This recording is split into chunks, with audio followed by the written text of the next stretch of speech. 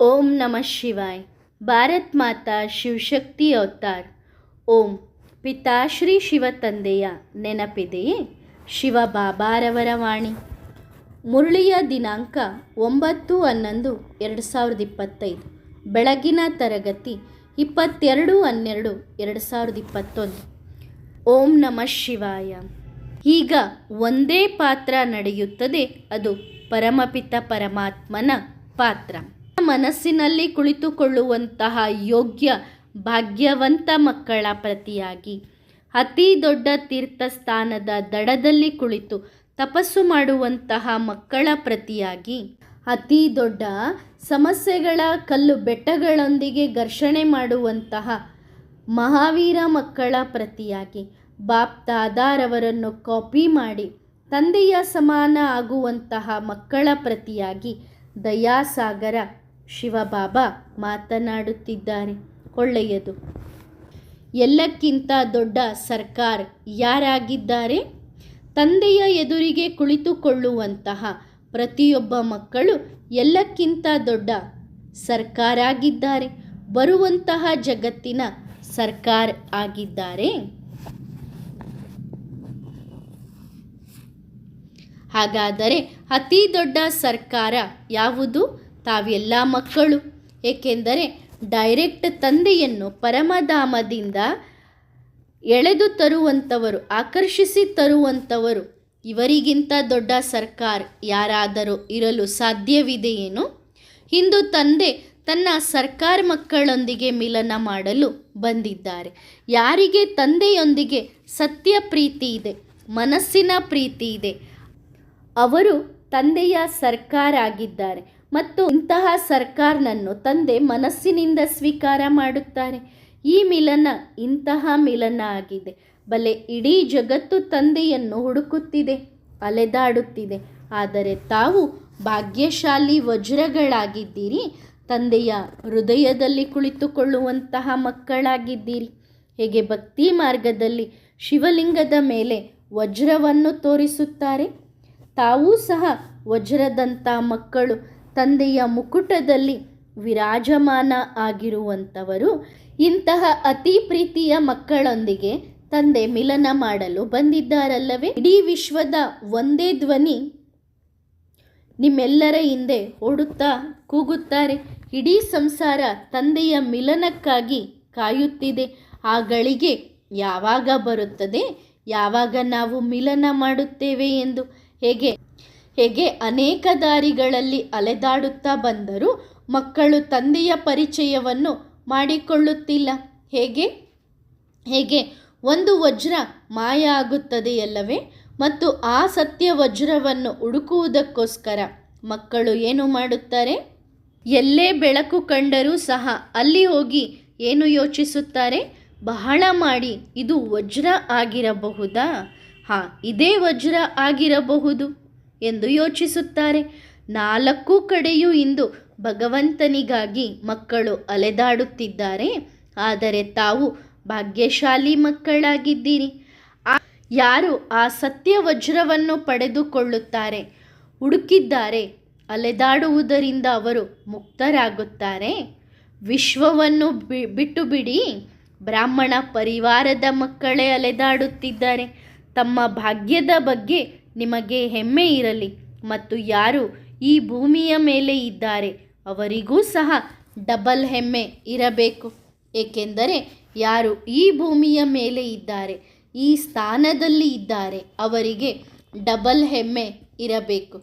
ನಾವು ಎಲ್ಲರಿಗಿಂತ ಮೊದಲು ತಂದೆಯ ಹತ್ತಿರ ಬಂದಿದ್ದೇವೆ ಎನ್ನುವಂತಹ ನಶೆ ಹೆಮ್ಮೆ ಇರಬೇಕು. ಎಷ್ಟು ಖುಷಿ ಇರಬೇಕು ತಾನೆ? ಏಕೆಂದರೆ ಈ ಸ್ಥಾನ ಎಲ್ಲಿ ಎಷ್ಟು ಸಮಯ ತಂದೆ ಇಲ್ಲಿ ಪಾತ್ರ ಅಭಿನಯಿಸಿ ಹೋಗುತ್ತಾರೆ, ಮುಂದೆ ಬರುವಂತಹ ಸಮಯದಲ್ಲಿ ಈ ಸ್ಥಾನ ತೀರ್ಥಸ್ಥಾನ ಎಂದು ಕರೆಸಿಕೊಳ್ಳುತ್ತದೆ. ಅತಿ ದೊಡ್ಡ ತೀರ್ಥಸ್ಥಾನವಾಗುತ್ತದೆ. ಅಂದ ಮೇಲೆ ನೀವು ಮಕ್ಕಳಿಗೆ ಖುಷಿಯಾಗಬೇಕು ತಾನೆ? ನೀವು ತೀರ್ಥಸ್ಥಾನದ ದಡದಲ್ಲಿ ಕುಳಿತಿರುವಂತಹ ಸತ್ಯ ತಪಸ್ವಿ ನೀವು ಮಕ್ಕಳಾಗಿದ್ದೀರಿ. ಬರುವಂತಹ ಸಮಯಕ್ಕೆ ಇದೇ ಗೀತೆಯನ್ನು ಗಾಯನ ಮಾಡುತ್ತಾರೆ. ಈ ಧ್ವನಿ ಈಗ ವಿಶ್ವದ ಮೂಲೆ ಮೂಲೆಯಲ್ಲೂ ಒಂದೊಂದು ಮಕ್ಕಳ ತನಕವೂ ತಲುಪುತ್ತದೆ. ನಡೆಯಿರಿ, ನಾವೂ ಸಹ ಆ ತೀರ್ಥಕ್ಷೇತ್ರಕ್ಕೆ ಹೋಗಿ ಬರೋಣ ಎಂದು ಬರುತ್ತಾರೆ. ಎಲ್ಲಿ ಚೈತನ್ಯದಲ್ಲಿ ಪರಮಾತ್ಮ ತಂದೆ ಪಾತ್ರ ಮಾಡಿದ್ದಾರೆ, ಬ್ರಹ್ಮ ತಂದೆ ಪಾತ್ರ ಮಾಡಿ ಹೋಗಿದ್ದಾರೆ. ಹಾಗೂ ಆದಿಯ ಯಾವ ಪಾತ್ರಧಾರಿಗಳಿದ್ದರೂ ಆ ಪಾತ್ರಧಾರಿಗಳು ಯಾವ ಭೂಮಿ ಮೇಲೆ ಪಾತ್ರ ಮಾಡಿ ಹೋಗಿದ್ದಾರೆ ಅಲ್ಲಿ ಹೋಗಿ ಬರೋಣ. ಏಕೆಂದರೆ ಸಂಪೂರ್ಣ ಆದಿಯ ಯಾರೆಲ್ಲ ವಜ್ರಗಳಿದ್ದಾರೆ ಅಂತ್ಯದಲ್ಲಿ ಅವರೆಲ್ಲರೂ ಇಲ್ಲಿಯೇ ಒಟ್ಟಾಗುತ್ತಾರೆ. ಆಗ ಏನಾಗುತ್ತದೆ? ಇದು ಅತಿ ದೊಡ್ಡ ತೀರ್ಥ ಸ್ಥಾನವಾಗುತ್ತದೆ. ಖುಷಿ ಇದೆನಾ? ನಶೆ ಇದೆನಾ? ಹಾಗಾದರೆ ಎಲ್ಲಿ ಕುಳಿತಿದ್ದೀರಿ? ತೀರ್ಥಕ್ಷೇತ್ರದಲ್ಲಿ ಕುಳಿತಿದ್ದೀರಿ. ಇಡೀ ಸಂಸಾರ ತಂದೆಯನ್ನು ಹುಡುಕುತ್ತಿದೆ ಮತ್ತು ತಾವು ಮಕ್ಕಳು ತಂದೆಯ ಜೊತೆಗೆ ಬಹಳ ಮಜವಾಗಿದ್ದೀರಿ. ಈ ರೀತಿ ಸದಾ ಖುಷಿಯಲ್ಲಿ ಇರುವಂತಹ, ಈ ರೀತಿ ಸದಾ ತೀರ್ಥಸ್ಥಾನದ ದಡದಲ್ಲಿ ಕುಳಿತು ತಪಸ್ಸು ಮಾಡುವಂತಹ ಸತ್ಯ ತಪಸ್ವಿಗಳಿಗೆ ಬಾಪ್ದಾದಾರವರ ನೆನಪು, ಪ್ರೀತಿ. ಭಾಗ್ಯದ ಬಾಗಿಲು ತೆರೆಯುತ್ತಿದೆ. ತೀರ್ಥಕ್ಷೇತ್ರದ ಬಾಗಿಲು ಗೇಟೂ ಸಹ ಓಪನ್ ಆಗಿದೆ. ನೀವು ಗುಂಪನ್ನು ಸಂಭಾಲನೆ ಮಾಡಲು ಸಾಧ್ಯವಿದೆಯೇನೋ? ಸಾಧ್ಯವಿದೆನಾ? ಧೈರ್ಯ ಇದೆಯಲ್ಲವೇ? ಇಲ್ಲವೇ? ಹಾಗಾದರೆ ಏನು ಮಾಡುತ್ತೀರಿ? ತಂದೆ ಶಕ್ತಿಯನ್ನು ತುಂಬಿಸುತ್ತಾರೆ. ಮಕ್ಕಳು ನಿಮ್ಮ ಧೈರ್ಯವನ್ನು ತೋರಿಸಿರಿ, ಎಲ್ಲವನ್ನು ಸಂಭಾಲನೆ ಮಾಡಿರಿ. ಏಕೆಂದರೆ ಎಲ್ಲ ಧರ್ಮಗುರುಗಳ ಪಾತ್ರವೂ ಈಗ ಸಮಾಪ್ತಿಯಾಗಲಿದೆ. ಕೇವಲ ಪರಮಪಿತ ಪರಮಾತ್ಮನ ಪಾತ್ರ ನಡೆಯುತ್ತದೆ. ಏಕೆಂದರೆ ಧರ್ಮಪಿತನ ಪಾತ್ರ ಪೂರ್ಣವಾಯಿತು. ಈಗ ಪರಮಪಿತನ ಪಾತ್ರ ನಡೆಯುತ್ತದೆ. ಧರ್ಮಪಿತನ ಹತ್ತಿರ ಆ ಧರ್ಮದವರು ಬಂದು ತಲುಪುತ್ತಾರೆ. ಆದರೆ ಪರಮಪಿತನ ಹತ್ತಿರ ಎಲ್ಲ ಧರ್ಮದವರೂ ಬರುತ್ತಾರೆ. ನಿಮಗೆ ಈ ಖುಷಿ ಇದೆನಾ? ನಾವು ಎಲ್ಲರಿಗಿಂತ ಮೊದಲು ಪರಮಪಿತ ಪರಮಾತ್ಮನ ಹತ್ತಿರ ಬಂದು ತಲುಪಿದ್ದೇವೆ ಎನ್ನುವಂತಹ ಖುಷಿ ಇದೆನಾ? ನಮ್ಮ ನಂತರ ಧರ್ಮಪಿತರುಗಳು ಬರುತ್ತಾರೆ. ಈ ನಶೆ ನಿಮಗೆ ಇರಬೇಕು, ಖುಷಿ ಇರಬೇಕು. ನಾನು ಯಾರ ಜೊತೆಗಿದ್ದೇನೆ? ಸಣ್ಣ ಸಣ್ಣ ಪರೀಕ್ಷೆಗೆ ಭಯ ಪಡಬಾರದು. ಬಾಬಾ, ನಾನು ನಿನ್ನವನಾಗಿದ್ದೇನೆ ಅಂದ ಮೇಲೆ ಈ ಪರೀಕ್ಷೆ ಯಾಕೆ ಬಂತು? ಈ ವಿಚಾರವು ಬರಬಾರದು. ಬಾಬನಿಗೆ ಹೇಳಬೇಕು, ಬಾಬಾ ನಾನು ಬಹದ್ದೂರ್ ಮಗುವಾಗಿದ್ದೇನೆ, ಮಹಾವೀರ ಆಗಿದ್ದೇನೆ, ಅತಿ ದೊಡ್ಡ ಕಲ್ಲಿನ ಪರ್ವತವನ್ನೂ ಸಹ ಎದುರಿಸಿ ಮುಂದೆ ಹೋಗುತ್ತೇನೆ. ಮಹಾವೀರ ಮಕ್ಕಳ ಬಾಯಿಂದ ಸಣ್ಣ ಸಣ್ಣ ಮಾತುಗಳು ಬರುವುದು ಶೋಭೆ ಅನಿಸುವುದಿಲ್ಲ. ಮಹಾವೀರರ ಬಾಯಿಂದ ಇಂತಹ ಮಾತುಗಳು ಬರಬಾರದು. ಮಹಾವೀರ ಮಕ್ಕಳಿಗೆ ಅದು ಶೋಭೆ ಅನಿಸುವುದಿಲ್ಲ. ಯಾವ ಮಾತುಗಳೆಂದರೆ, ಬಾಬಾ ಅವರು ಈ ರೀತಿ ಮಾಡಿದರು, ಅದಕ್ಕೆ ನಾನು ಈ ರೀತಿ ಮಾಡಿದೆ, ಅವರು ನನ್ನ ಪರೀಕ್ಷೆಯನ್ನು ತೆಗೆದುಕೊಂಡರು, ಇವರು ಈ ರೀತಿ ಮಾಡಿದರು. ಇಂತಹ ಮಾತುಗಳು ಮಹಾವೀರರಿಗೆ ಶೋಭೆ ಅನಿಸುವುದಿಲ್ಲ. ಬಾಬಾ ಇವರು ನನಗೆ ದುಃಖ ಕೊಟ್ಟಿದ್ದಾರೆ, ಒಳ್ಳೆಯದು. ಅವರು ದುಃಖ ಕೊಡುವುದಕ್ಕೆ ನಿಮ್ಮ ಮನಸ್ಸು ಅವರ ಜೊತೆಗೆ ಜೋಡಣೆಯಾಗಿತ್ತಲ್ಲವೇ? ಆದ್ದರಿಂದ ನಿಮಗೆ ದುಃಖ ಆಯಿತು. ಒಂದು ವೇಳೆ ಯಾರಾದರೂ ನಿಮಗೆ ದುಃಖ ಕೊಟ್ಟಾಗ ನಿಮ್ಮ ಮನಸ್ಸು ಎಲ್ಲಿ ಜೋಡಣೆಯಾಗಿತ್ತು? ಆ ವ್ಯಕ್ತಿಗಳ ಜೊತೆಗೆ ಜೋಡಣೆಯಾಗಿತ್ತು, ಬಾಬನ ಜೊತೆಗೆ ಜೋಡಣೆಯಾಗಿರಲಿಲ್ಲ. ಅದಕ್ಕೆ ನಿಮಗೆ ದುಃಖ ಆಗಿದೆಯಲ್ಲವೇ? ಒಂದು ವೇಳೆ ತಂದೆಯ ಜೊತೆಗೆ ಮನಸ್ಸು ಜೋಡಣೆ ಆಗಿದ್ದರೆ ಆಗ ಬಾಬಾ ಎಂದೂ ಸಹ ನಿಮ್ಮ ಮನಸ್ಸನ್ನು ನೋಯಿಸುವುದಿಲ್ಲ. ತಂದೆ ಪ್ರೀತಿಯ ಸಾಗರ ಆಗಿದ್ದಾರಲ್ಲವೇ? ತಂದೆ ಯಾವ ಮಕ್ಕಳ ಮನಸ್ಸನ್ನು ನೋಯಿಸುವುದಿಲ್ಲ. ಅಂದ ಮೇಲೆ ನಿಮ್ಮ ಮನಸ್ಸು ಯಾರೊಂದಿಗೆ ಜೋಡಣೆಯಾಗಬೇಕು? ಯಾರು ಪ್ರೀತಿಯ ಸಾಗರ ಇದ್ದಾರೆ ಅವರೊಂದಿಗೆ, ಸರಿ ತಾನೆ? ಬ್ರಹ್ಮ ತಂದೆಯ ಸಮಾನರಾಗಲೇಬೇಕು. ಪ್ರತಿಯೊಬ್ಬ ಮಕ್ಕಳು ಈ ಸಂಕಲ್ಪ ಮಾಡಿರಿ, ನನ್ನಲ್ಲಿ ಯಾರು ಕಾಣಿಸಬೇಕು? ಬ್ರಹ್ಮ ತಂದೆ ಕಾಣಿಸಬೇಕು. ಇಂದು ಕಾಪಿ ಮಾಡುವ ಅಭ್ಯಾಸ ಇದೆಯಲ್ಲವೇ? ಇವತ್ತಿನ ಸಮಯದಲ್ಲಿ ಒಬ್ಬರು ಇನ್ನೊಬ್ಬರನ್ನು ನೋಡಿ ಕಾಪಿ ಮಾಡುತ್ತಾರೆ, ಅಂದರೆ ಅನುಕರಣೆ ಮಾಡುತ್ತಾರೆ. ಸಣ್ಣ ಸಣ್ಣ ಮಕ್ಕಳು ಸಹ ಕಾಪಿ ಮಾಡುತ್ತಾರೆ. ತಾವು ಮಕ್ಕಳು ಯಾರನ್ನು ಕಾಪಿ ಮಾಡಬೇಕು? ಬ್ರಹ್ಮ ತಂದೆಯನ್ನು. ತಂದೆಯ ಸಮಾನ ನಿರಾಕಾರ ಜ್ಯೋತಿರ್ಬಿಂದು, ಬ್ರಹ್ಮ ತಂದೆಯ ಸಮಾನ ದಿವ್ಯ ಗುಣಗಳೊಂದಿಗೆ ಭರ್ಪೂರಾಗಬೇಕು. ಸರಿ ತಾನೆ? ಒಳ್ಳೆಯದು. ಮತ್ತೆ ಸಿಗುತ್ತೇನೆ. ರಾತ್ರಿಯ ತರಗತಿ ಮುರಳಿಯ ದಿನಾಂಕ 14/6/1968. 7 ದಿನದಲ್ಲಿ ಒಂದು ವೇಳೆ ಬ್ರಾಹ್ಮಣಿಯರು ಆಗುವುದಿಲ್ಲ ಅಂದರೆ ಅವರನ್ನು ದಡ್ಡರು ಎಂದು ಹೇಳಲಾಗುತ್ತದೆ. ಅವರು ಪ್ರಜೆಗಳಲ್ಲಿ ಬರುತ್ತಾರೆ. ವಾಸ್ತವದಲ್ಲಿ 7 ದಿನದ ಕೋರ್ಸ್ ಇದಾಗಿದೆ.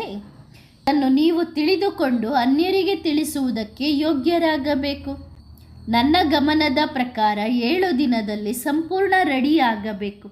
7 ದಿನ ಇಲ್ಲಿಗೆ ಬಂದು ಒಳಗೆ ಇದ್ದೇವೆ ಅಂದ ಮೇಲೆ, ಅಂದರೆ ಬಾಬನ ಮನೆಗೆ ಬಂದಿದ್ದೇವೆ 7 ದಿನ ಅಂದ ಮೇಲೆ ಯಾವುದೇ ಪತ್ರ ವ್ಯವಹಾರಗಳು ಇರಬಾರದು, ಯಾರೊಂದಿಗೂ ಭೇಟಿಯಾಗುವುದು ಇರಬಾರದು, ಕ್ವಾರಂಟೈನ್ನಲ್ಲಿ ಇದ್ದಂತೆ ಇರಬೇಕು. 7 ದಿನ ಇಲ್ಲಿ ತಂದೆಯ ಸಂಘದಲ್ಲಿ ಇದ್ದೇವೆ. ಇದನ್ನು 7 ದಿನ ಎಂದು ಹೇಳಲಾಗುತ್ತದೆ. ಹೇಗೆ 7 ದಿನದ ವ್ರತ ಇರುತ್ತದೆ, ಕ್ವಾರಂಟೈನ್ ಇರುತ್ತದೆ, ಅದೇ ರೀತಿ ಬಾಬನ ಹತ್ತಿರ ಬಂದಾಗ 7 ದಿನ ಯಾವ ಸಂಪರ್ಕವೂ ಇಲ್ಲದೆ ತಂದೆಯ ನೆನಪಿನಲ್ಲಿ ಇದ್ದರೆ ಬಹಳ ಬೇಗ ಪಾಸ್ ಆಗಿ ಮತ್ತೆ ಸೇವೆಗೆ ಹೊರಗೆ ಹೋಗುತ್ತೀರಿ. ಮೂಲ ಮಾತು ಒಂದೇ ಆಗಿದೆ. ನೀವು ಜ್ಞಾನವನ್ನು ತಿಳಿದುಕೊಂಡಾಗ ನೀವೇ ಬರುತ್ತೀರಿ. ತಂದೆಯನ್ನು ನೆನಪು ಮಾಡುವುದರಿಂದ ಸ್ವರ್ಗದ ಮಾಲೀಕತನ ಸಿಗುತ್ತದೆ. ಅವಶ್ಯವಾಗಿ ದೈವಿ ಗುಣಗಳನ್ನು ಧಾರಣೆ ಮಾಡಿಕೊಳ್ಳಬೇಕು. ನಾಡಿ ನೋಡುವಂಥವರು ಬಹಳ ಬುದ್ಧಿವಂತರಾಗಿರಬೇಕು. ಸೃಷ್ಟಿ ಚಕ್ರ ಹೇಗೆ ತಿರುಗುತ್ತದೆ ಈ ಜ್ಞಾನ ಬುದ್ಧಿಯಲ್ಲಿ ಅವಶ್ಯವಾಗಿ ಇರಬೇಕು. ಸ್ವದರ್ಶನ ಚಕ್ರಧಾರಿಗಳಾಗಿ ಕುಳಿತುಕೊಳ್ಳಬೇಕು. ಮಕ್ಕಳು ಸೇವೆಯಲ್ಲಿ ತೊಡಗಿರಬೇಕು. ಯಾವುದೇ ಸಲಹೆ ಬೇಕಾದರೆ ಬಾಬಾ ಇಲ್ಲಿ ಏನೇನು ಮಾಡಬೇಕು ಎಂದು ಬಾಬನಿಗೆ ಕೇಳಿದರೆ ಆಗ ಬಾಬಾ ತಿಳಿಸುತ್ತಾರೆ. ಮನೆಯ ಮಕ್ಕಳೇ ಆಗಿದ್ದೀರಲ್ಲವೇ, ಇದು ಟವರ್ ಆಫ್ ಸೈಲೆನ್ಸ್ ಆಗಿದೆ. ಮನುಷ್ಯರು ಶಾಂತಿಯನ್ನು ಬಯಸುತ್ತಾರೆ. ನೀವು ಈ ರೀತಿ ಕುಳಿತುಕೊಳ್ಳಬೇಕು. ಹೇಗೆಂದರೆ ಶರೀರವನ್ನು ಬಿಟ್ಟು ಹೋಗುತ್ತೇವೆ ಎನ್ನುವ ರೀತಿಯಲ್ಲಿ ಕುಳಿತುಕೊಳ್ಳಬೇಕು. ಅಷ್ಟು ಬುದ್ಧಿಯಲ್ಲಿ ನೆನಪಿಟ್ಟುಕೊಳ್ಳಬೇಕು. ನಾವೀಗ ಶಬ್ದದಿಂದ ಮೂವಿ ಜಗತ್ತಿಗೆ ಹೋಗುತ್ತಿದ್ದೇವೆ. ಶಾಂತಿಯಲ್ಲಿ ಹೋಗಬೇಕು. ಶಾಂತಿ ಬಹಳ ಬೇಕು, ಶಬ್ದದಲ್ಲಿ ಬರಬಾರದು. ಶಾಂತಿಯಲ್ಲಿ ಇರುವುದರಿಂದ ಆ ಶಾಂತಿಯ ವಾತಾವರಣದಲ್ಲಿ ಯಾರೇ ಬಂದರೂ ಅವರಿಗೂ ಬಹಳ ಮಜಾ ಬರುತ್ತದೆ. ಇಲ್ಲಿ ಸಾಯುವುದನ್ನು ಕಲಿಸಲಾಗುತ್ತದೆ. ನಾವು ನಮ್ಮ ಮನೆಗೆ ಹೋಗಬೇಕಾಗಿದೆ. ಜಗತ್ತು ಹೂವಿನ ಸಮಾನ ಆಗುತ್ತದೆ. ಮತ್ತೆ ನಾವೇ ಬರುತ್ತೇವೆ. ಯಾರೇ ಬಂದರೂ ಅವರಿಗೆ ಹೇಳಿರಿ, ನಾವು ಮಂಗಗಳಿಂದ ದೇವತೆಗಳಾಗಲು ಬಯಸುತ್ತಿದ್ದೇವೆ ಅಂದ ಮೇಲೆ ಆಗಬೇಕು. ಮನೆ ಇತ್ಯಾದಿಗಳ ವ್ಯವಸ್ಥೆಯನ್ನು ಮಾಡಿಕೊಳ್ಳಿರಿ. ನಿಮ್ಮ ತಲೆಯ ಮೇಲೆ ಹೊರೆ ಇರಬಾರದು. ಕೆಲವು ಮಕ್ಕಳು ಬಾಬನಿಗೆ ಹೇಳುತ್ತಾರೆ, ಬಾಬಾ ನಮ್ಮ ಹತ್ತಿರ ಹಣ ಬಹಳ ಇದೆ, ರಾಜಧಾನಿಯನ್ನು ಸ್ಥಾಪನೆ ಮಾಡುತ್ತಿದ್ದೇವೆ ಅಂದ ಮೇಲೆ ಆ ರಾಜಧಾನಿಗಾಗಿ ನಾವು ನಮ್ಮ ಹಣವನ್ನು ಖರ್ಚು ಮಾಡುತ್ತೇವೆ. ಮಾಲೀಕರು ಸಹ ನಾವೇ ಆಗುತ್ತೇವೆ. ಅಂದರೆ ಯಾರು ಖರ್ಚು ಮಾಡುತ್ತಾರೆ ಅವರೇ ಮಾಲೀಕರಾಗುತ್ತಾರೆ. ಯುಕ್ತಿಯಿಂದ ಸೂಚನೆಗಳನ್ನು ಕೊಡಬೇಕಾಗುತ್ತದೆ. ನಾವು ಬ್ರಾಹ್ಮಣರು, ನಮಗೋಸ್ಕರ ನಾವು ರಾಜಧಾನಿಯನ್ನು ಸ್ಥಾಪನೆ ಮಾಡುತ್ತಿದ್ದೇವೆ ಅಂದ ಮೇಲೆ ನಾವು ನಮ್ಮ ಖರ್ಚನ್ನು ಮಾಡಿಕೊಳ್ಳಬೇಕು.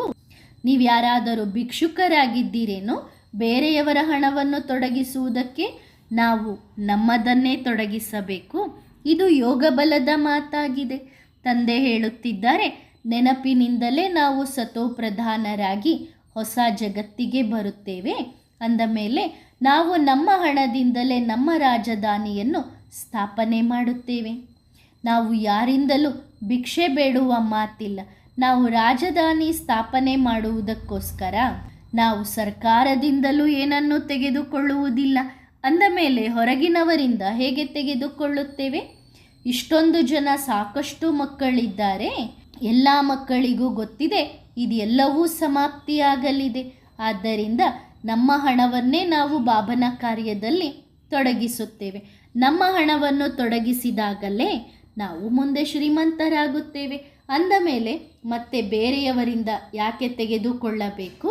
ಅಂದರೆ ಬಾಬನ ಮಕ್ಕಳು ಬಿಟ್ಟು ಹೊರಗಿನವರಿನಿಂದ ಯಾಕೆ ತೆಗೆದುಕೊಳ್ಳಬೇಕು? ಅವರು ಬಾಬನ ಮಕ್ಕಳಲ್ಲ, ಅಂಥವರಿಂದ ಯಾಕೆ ತೆಗೆದುಕೊಳ್ಳಬೇಕು?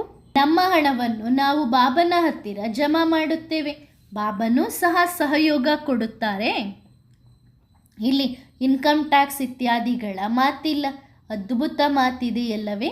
ಶಿಕ್ಷಣದಿಂದಲೇ ರಾಜಧಾನಿ ಸಿಗುತ್ತದೆ. ಹಣದ ಅವಶ್ಯಕತೆ ಇರುವುದಿಲ್ಲ. ನಾವು ಮಕ್ಕಳಿಗೆ ಗೊತ್ತಿದೆ, ನಾವು ಏನು ಮಾಡುತ್ತೇವೆ ಅದನ್ನೇ ಪಡೆದುಕೊಳ್ಳುತ್ತೇವೆ. ನಮಗೋಸ್ಕರ ರಾಜಧಾನಿ ಸ್ಥಾಪನೆ ಮಾಡಿಕೊಳ್ಳುತ್ತಿದ್ದೇವೆ. ಇದಕ್ಕಾಗಿ ಭಿಕ್ಷೆ ಬೇಡುವ ಮಾತಿಲ್ಲ. ಯಾರ ಮೇಲೂ ಸಹ ಮೋಹ ಇರಬಾರದು. ಏಕೆಂದರೆ ನೀವು ಮಕ್ಕಳಿಗೆ ಗೊತ್ತಿದೆ ಇದೆಲ್ಲವೂ ಸಮಾಪ್ತಿಯಾಗಲಿದೆ. ಹಾಗಾದರೆ ಯಾರ ಮೇಲೆ ಮೋಹ ಇಟ್ಟುಕೊಳ್ಳುತ್ತೀರಿ? ನೀವೆಲ್ಲ ಆತ್ಮರುಗಳು ಓದುತ್ತಿದ್ದೀರಿ. ಇಲ್ಲಿ ಮೋಹದ ಮಾತಿಲ್ಲ. ಮೋಹದ ಎಳೆಯನ್ನು ತೆಗೆದುಹಾಕಬೇಕು. ನಾವು ಆತ್ಮರುಗಳು ನಮ್ಮ ಮನೆಗೆ ನಾವು ಹೋಗುತ್ತಿದ್ದೇವೆ. ಈ ಹಳೆಯ ಶರೀರವನ್ನು ಬಿಡಬೇಕು. ನಾವು ಆತ್ಮರುಗಳೇ ವಾಪಸ್ ನಮ್ಮ ಮನೆಗೆ ಹೋಗುತ್ತೇವೆ. ಅಲ್ಲಿಂದ ಮತ್ತೆ ನಾವು ಈ ಮೃತ್ಯು ಲೋಕಕ್ಕೆ ಬರುವುದಿಲ್ಲ. ಮೋಹವನ್ನು ಇಟ್ಟುಕೊಂಡಿರುತ್ತಾರೆ. ಅಂತ್ಯಕಾಲದಲ್ಲಿ ಯಾರು ಸ್ತ್ರೀಯನ್ನು ಸ್ಮರಣೆ ಮಾಡುತ್ತಾರೆ? ಈ ಗೀತೆಯನ್ನು ನೀವು ಕೇಳಿರಬಹುದು. ಬಾಬನ ಸ್ಮೃತಿಯಲ್ಲಿ ಅಂತ್ಯಕಾಲದಲ್ಲಿ ಯಾರು ಸಾಯುತ್ತಾರೆ ಅವರು ಸ್ವರ್ಗದ ಮಾಲೀಕರಾಗುತ್ತಾರೆ.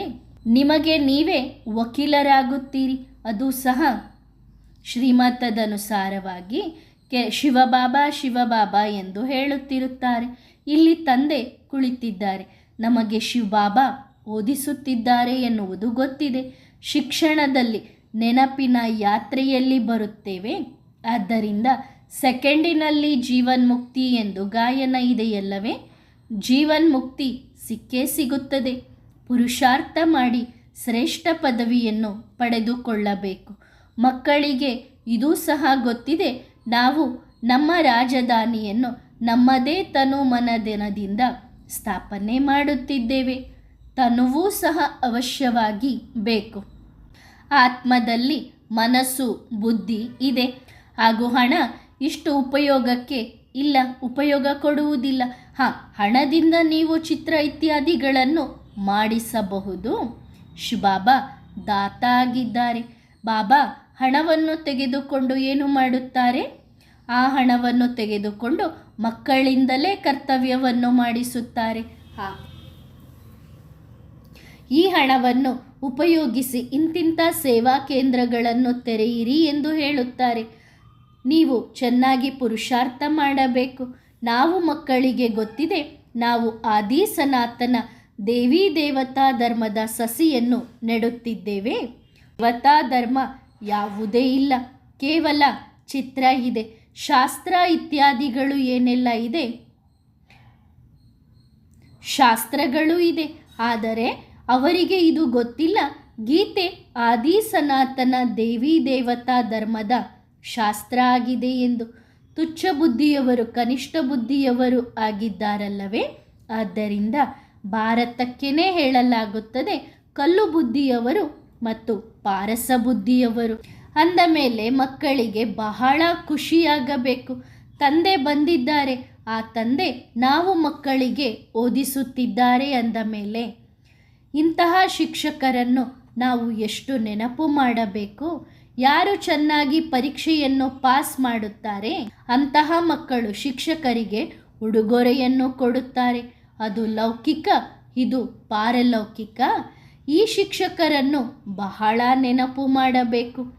ಆಂತರ್ಯದಲ್ಲಿ ಬಹಳ ಖುಷಿ ಇರಬೇಕು. ತಂದೆ ನಮ್ಮನ್ನು ಈ ರೀತಿ ದೇವತೆಗಳನ್ನಾಗಿ ಮಾಡುತ್ತಿದ್ದಾರೆ ಎನ್ನುವ ಖುಷಿ ಇರಬೇಕು. ಈಗ ಮಕ್ಕಳಿಗೆ ಗೊತ್ತಿದೆ, ನಾವು ಗೀತಾ ಅಧ್ಯಯನ ಮಾಡುತ್ತಿದ್ದೇವೆ. ಆದರೆ ಕೆಲವರಿಗೆ ಈ ಮಾತು ಮನಸ್ಸಿಗೆ ನಾಟುವುದಿಲ್ಲ. ಈಗ ನಿಮ್ಮ ಮನಸ್ಸಿಗೆ ಬಾಬನ ಮಾತುಗಳು ನಾಟುತ್ತಿದ್ದಾವೆ. ತಂದೆ ನಾವು ಮಕ್ಕಳಿಗೆ ಓದಿಸುತ್ತಿದ್ದಾರೆ ಅಂದ ಮೇಲೆ ನಿಮಗೆ ನೆನಪಿರಬೇಕು, ಖುಷಿಯು ಜಾಸ್ತಿಯಾಗುತ್ತಿದೆ. ನೀವು ಮಕ್ಕಳಿಗೆ ಗೊತ್ತಿದೆ, ಶಿವಬಾಬಾ ನಮಗೆ ಓದಿಸುತ್ತಿದ್ದಾರೆ, ಬ್ರಹ್ಮ ತಂದೆಯೂ ಸಹ ಓದಿಸುತ್ತಿದ್ದಾರೆ. ಇವರೇ ನಮ್ಮನ್ನು ದತ್ತು ಮಕ್ಕಳನ್ನಾಗಿ ಮಾಡಿಕೊಂಡಿದ್ದಾರೆ. ಭಗವಂತ ಓದಿಸುತ್ತಿದ್ದಾರೆ ಎನ್ನುವುದನ್ನು ನೆನಪು ಮಾಡಿಕೊಂಡಾಗ ಇದು ಸಹ ಮನ್ಮನಾಭವದ ಕೆಲಸ ಕೊಡುತ್ತದೆ. ತಂದೆ ಓದಿಸುತ್ತಾರೆ ಅಂದ ಮೇಲೆ ತಂದೆಯನ್ನು ನೆನಪು ಮಾಡಬೇಕಲ್ಲವೇ? ನೆನಪಿನಿಂದಲೇ ನಿಮ್ಮ ವಿಕರ್ಮ ವಿನಾಶವಾಗುತ್ತದೆ. ಇದು ಅಂತಿಮ ಜನ್ಮವಾಗಿದೆ. ತಂದೆ ಬಂದಿರುವುದೇ ನಮ್ಮನ್ನು ವಾಪಸ್ ಮನೆಗೆ ಕರೆದುಕೊಂಡು ಹೋಗಲು. ಇದನ್ನು ಅನ್ಯರು ಯಾರೂ ತಿಳಿಸಲು ಸಾಧ್ಯವಿಲ್ಲ. ತಂದೆ ತನ್ನ ಪರಮಧಾಮ ಶಾಂತಿಧಾಮಕ್ಕೆ ಕರೆದುಕೊಂಡು ಹೋಗುತ್ತಾರೆ. ಇದು ಯಾವುದು ಹೊಸ ಮಾತೇನಲ್ಲ. ತಂದೆ ಓದಿಸುತ್ತಿದ್ದಾರೆ ಅಂದ ಮೇಲೆ ನಂಬರ್ ವಾರ್ ಪುರುಷಾರ್ಥದ ಅನುಸಾರವಾಗಿ ನಾವು ಶಿಕ್ಷಣವನ್ನು ಓದಿ ನಮ್ಮ ರಾಜಧಾನಿಯಲ್ಲಿ ರಾಜ್ಯವನ್ನು ಪಡೆದುಕೊಳ್ಳುತ್ತೇವೆ. ಶಿಕ್ಷಣದಿಂದಲೇ ನಾವು ಹೊಸ ಜಗತ್ತಿನ ಮಾಲೀಕರಾಗುತ್ತೇವೆ. ತಂದೆ ಯಾವುದನ್ನು ತಿಳಿಸುತ್ತಿದ್ದಾರೆ ಅದನ್ನು ಮಕ್ಕಳು ಮರೆತು ಬಿಡುತ್ತಾರೆ. ಬಾಬಾ ಹೇಳುತ್ತಾರೆ, ಮಕ್ಕಳೇ, ನೆನಪಿನಲ್ಲಿ ಇರಲಿ, ನೀವು ಸತೋಪ್ರಧಾನರಾಗಬೇಕು. ನೆನಪಿನಿಂದಲೇ ಸತೋಪ್ರಧಾನರಾಗುತ್ತೇವೆ ಎನ್ನುವ ಚಿಂತನೆ ಇರಲಿ. ತಂದೆ ಹೇಳುತ್ತಾರೆ, ಬಲೆ ಉದ್ಯೋಗ ವ್ಯವಹಾರಗಳನ್ನು ಮಾಡಿರಿ, ಇಲ್ಲ ಎಂದರೆ ಶರೀರ ನಿರ್ವಹಣೆ ಹೇಗೆ ಆಗುತ್ತದೆ? ನೀವು ಮಕ್ಕಳಿಗೆ ಗೊತ್ತಿದೆ, ತಂದೆ ಭಗವಂತ ನಾವು ಮಕ್ಕಳಿಗೆ ಓದಿಸುತ್ತಿದ್ದಾರೆ. ಇದು ಸಹ ನೆನಪಿರಬೇಕಲ್ಲವೇ? ತಂದೆ 84 ಜನ್ಮಗಳ ಚಕ್ರದ ಬಗ್ಗೆ ತಿಳಿಸುತ್ತಿದ್ದಾರೆ. ಈ ಮಾತನ್ನು ನೀವು ಎಲ್ಲರಿಗೂ ತಿಳಿಸಬೇಕು. ಮನುಷ್ಯರಿಂದ ದೇವತೆಗಳಾಗಬೇಕು ಅಂದ ಮೇಲೆ ನಿಮ್ಮ ಗುಣಗಳನ್ನು ನೀವು ಸುಧಾರಣೆ ಮಾಡಿಕೊಳ್ಳಬೇಕು. ಮೊಟ್ಟ ಮೊದಲು ತಂದೆಯ ಪರಿಚಯ ಕೊಡುವುದರಿಂದ ಯಾರು ಯಾವುದೇ ಪ್ರಶ್ನೆ ಕೇಳುವುದಿಲ್ಲ. ನಾವು ಶ್ರೀಮತದ ಮಾತುಗಳನ್ನು ಮಾತನಾಡುತ್ತಿದ್ದೇವೆ, ನೀವು ಮನುಷ್ಯರ ಮಾತಿನ ಮಾತುಗಳನ್ನು ಮಾತನಾಡುತ್ತಿದ್ದೀರಿ. ನಾವು ಮನುಷ್ಯರ ಮತದಂತೆ ನಡೆಯುತ್ತಾ ಜನ್ಮ ಜನ್ಮಾಂತರದಿಂದ ಬಂದಿದ್ದೇವೆ. ಭಗವಂತ ಶಿಕ್ಷಕ ಆಗಿದ್ದಾರಲ್ಲವೇ? ತಂದೆ ಹೊಸ ಜಗತ್ತಿಗೋಸ್ಕರ ಓದಿಸುತ್ತಿದ್ದಾರೆ ಅಂದ ಮೇಲೆ ಅವಶ್ಯವಾಗಿ ವಿನಾಶ ಆಗೇ ಆಗುತ್ತದೆ. ಇದು ತಮೋಪ್ರಧಾನ ಜಗತ್ತಾಗಿದೆ. ಈ ಮಾತುಗಳನ್ನು ಬಹಳ ಪ್ರೀತಿಯಿಂದ ಅನ್ಯರಿಗೆ ತಿಳಿಸಬೇಕು. ತಂದೆ ಈ ರೀತಿ ಹೇಳುತ್ತಿದ್ದಾರೆ, ಯಾವ ತಂದೆ ಶಿಕ್ಷಕ ಸದ್ಗುರುವಾಗಿದ್ದಾರೆ, ಆ ತಂದೆಯ ಮಹಿಮೆಯನ್ನು ಅನ್ಯರಿಗೆ ಹೇಳಿ ಅನ್ಯರ ಮನಸ್ಸನ್ನು ಕರಗಿಸಿ ನೀರಾಗಿ ಮಾಡಬಹುದು. ತಂದೆ ಹೇಳುತ್ತಾರೆ, ಸತೋಪ್ರಧಾನರಾಗಬೇಕಾದರೆ ತಂದೆಯನ್ನು ನೆನಪು ಮಾಡಿರಿ, ಆಗ ಆತ್ಮ ಶಾಂತ ಆಗುತ್ತದೆ. ತಂದೆಯ ದೃಷ್ಟಿಯಿಂದ ಸಂತುಷ್ಟರಾಗುತ್ತೇವೆ. ತಂದೆ ಹೇಳುತ್ತಾರೆ, ಮಕ್ಕಳೇ, ಅಶರೀರಿಯಾಗಿರಿ, ಆತ್ಮಾಭಿಮಾನಿಗಳಾಗಿ ತಂದೆಯಾದ ನನ್ನೊಬ್ಬನನ್ನೇ ನೆನಪು ಮಾಡಿರಿ. ಹಳೆಯ ಸೃಷ್ಟಿಯ ವಿನಾಶ ಆಗಲಿದೆ. ವಿನಾಶಕ್ಕೋಸ್ಕರ ಎಲ್ಲ ತಯಾರಿಯೂ ನಡೆಯುತ್ತಿದೆ. ನಾಟಕದನುಸಾರವಾಗಿ ನಿಮ್ಮದೇ ತಡ ಆಗಿದೆ. ನೀವಿನ್ನು ಕರ್ಮಾತೀತ ಸ್ಥಿತಿಯನ್ನು ತಲುಪಿಲ್ಲ. ಎಲ್ಲರಿಗೂ ತಂದೆಯ ಸಂದೇಶ ಕೊಟ್ಟಿಲ್ಲ. ನೀವು ಅದ್ಭುತ ಸಂದೇಶವಾಹಕರಾಗಿದ್ದೀರಿ. ಅದಕ್ಕೆ ಗಾಯನವೂ ಇದೆಯಲ್ಲವೇ? ಹೋ ಪ್ರಭು, ನಿನ್ನ ಲೀಲೆ ಅಪಾರ ಆಗಿದೆ. ತಂದೆ ಬಂದಿದ್ದಾರೆ. ಇಷ್ಟೊಂದು ದಿನ ತಂದೆ ಮಕ್ಕಳಿಗೆ ಓದಿಸಿದ್ದಾರೆ ಅಂದ ಮೇಲೆ ಇನ್ನು ಯಾವುದಕ್ಕೆ ತಡ? ಬಹಳಷ್ಟು ಗಲಾಟೆಗಳಾಗುತ್ತದೆ. ಅಲ್ಲಿ ಇಲ್ಲಿ ಹೋಗಿ ಒದ್ದಾಡುತ್ತಾ ಬೀಳುತ್ತಾರೆ. ಎಲ್ಲರಿಗೂ ಹೇಳಿರಿ, ನಾವು ಶ್ರೀಮತದನುಸಾರವಾಗಿ ವಿಶ್ವದಲ್ಲಿ ಶಾಂತಿಯನ್ನು ಸ್ಥಾಪನೆ ಮಾಡುತ್ತಿದ್ದೇವೆ. ಸ್ವರ್ಗದಲ್ಲಿ ಅಶಾಂತಿಯ ಮಾತೇ ಇಲ್ಲ, ಶ್ರೀಮತ ಇರುತ್ತದೆ. ನೀವು ಏನೇ ಪ್ರಶ್ನೆ ಕೇಳಿದರೂ ಮನುಷ್ಯರ ಮತದಂತೆ ಕೇಳುತ್ತಿದ್ದೀರಿ. ನಮಗೆ ಈಶ್ವರೀಯ ಮತ ಸಿಕ್ಕಿದೆ. ಮನುಷ್ಯ ಮತ ಯಾವುದನ್ನು ನಮಗೆ ಹೇಳಬೇಡಿರಿ. ದೈವಿ ಮತಕ್ಕೋಸ್ಕರ ಎಂದೂ ಈ ರೀತಿ ಹೇಳುವುದಿಲ್ಲ. ದೈವಿ ಮತದಂತೆ ನಡೆದು ನೀವು ದೇವತೆಗಳಾಗುತ್ತೀರಿ. ಒಳ್ಳೆಯದು. ಮಕ್ಕಳಿಗೆ ಗುಡ್ ನೈಟ್ ಹಾಗೂ ನಮಸ್ತೆ. ವರದಾನ: ಧೈರ್ಯವಂತರಾಗಿರಿ. ಈಗ ಭಾಳಷ್ಟು ಮಕ್ಕಳು ಸುಸ್ತಾಗಿದ್ದಾರೆ. ಬಾಬನಿಗೆ ಕೇಳುತ್ತಾರೆ, ಬಾಬಾ, ಇನ್ನು ಎಲ್ಲಿ ತನಕ ಈ ಮಾಯೆಯೊಂದಿಗೆ ಯುದ್ಧ ಮಾಡಬೇಕು? ಇನ್ನು ಎಷ್ಟು ಸಮಯ ಪುರುಷಾರ್ಥ ಮಾಡಬೇಕು? ಅದಕ್ಕೆ ಬಾಬಾ ಹೇಳುತ್ತಾರೆ, ಮಕ್ಕಳು ಭಯಪಡಬೇಡಿರಿ, ಸುಸ್ತಾಗಬೇಡಿರಿ, ನಿಲ್ಲಬೇಡಿರಿ. ಭಗವಂತನನ್ನು ಜೊತೆಗಾರನನ್ನಾಗಿ ಮಾಡಿಕೊಂಡಾಗ ಪ್ರತಿಯೊಂದು ಕಷ್ಟವೂ ಸಹಜವಾಗುತ್ತದೆ. ಧೈರ್ಯವಂತರಾಗಿರಿ ಹಾಗೂ ನಿಮಗೆ ಸಹಯೋಗವೂ ಸಿಗುತ್ತದೆ. ತಂದೆಯನ್ನು ನೋಡಿರಿ, ತಂದೆಯನ್ನು ಅನುಕರಣೆ ಮಾಡಿರಿ, ಆಗ ಸದಾ ಉಮಂಗ ಉತ್ಸಾಹ ಜೀವನದಲ್ಲಿ ತುಂಬುತ್ತದೆ. ಉಮಂಗ ಉತ್ಸಾಹದ ಜೀವನವನ್ನು ಅನುಭವ ಮಾಡುತ್ತೀರಿ. ಯಾರನ್ನೂ ಸಹ ಆಧಾರ ಮಾಡಿಕೊಳ್ಳಬೇಡಿರಿ. ಒಂದೇ ಬಲ, ಒಂದೇ ಭರವಸೆ. ಈ ಪಾಠವನ್ನು ಸದಾ ಪಕ್ಕಾ ಮಾಡಿಕೊಂಡಾಗ ಗುರಿಗೆ ಸದಾ ಸಮೀಪ ಇದ್ದೇವೆ ಎಂದು ಅನುಭವ ಮಾಡುತ್ತೀರಿ. ಒಳ್ಳೆಯದು. ಓಂ ನಮಃ ಶಿವಾಯ.